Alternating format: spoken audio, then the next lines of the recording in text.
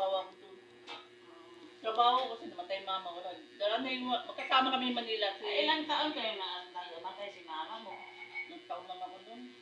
Maliit ka sa Manila. Bilang tao noon. Oh. Kasama ko sa Manila si Isra. Kapatid namin sa ina. Isra. Yung pangalawa niyang asawa, may isang anak sila. Oo, si Isra. Sa Davao.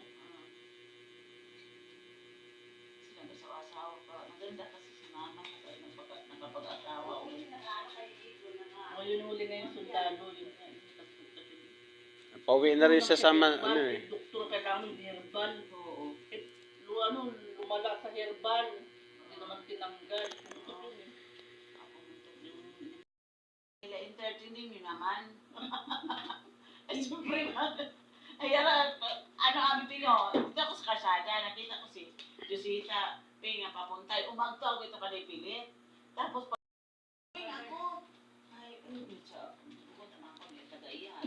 Ay, tapos, si ako nung, may Ay, kausap niya, yung kausap ng asawa mo, yung Susan doon. sinakot to, hamba ko nga ni Babe.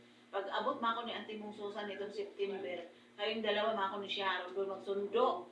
Oo, mabigyan Malapit na yung mo. bahay ay airport sa amin. Hindi sa sakay lang. Oo. Saan sakay lang? Kung itulo, Ito nga ni, ito yung hindi mo makonect yung flight.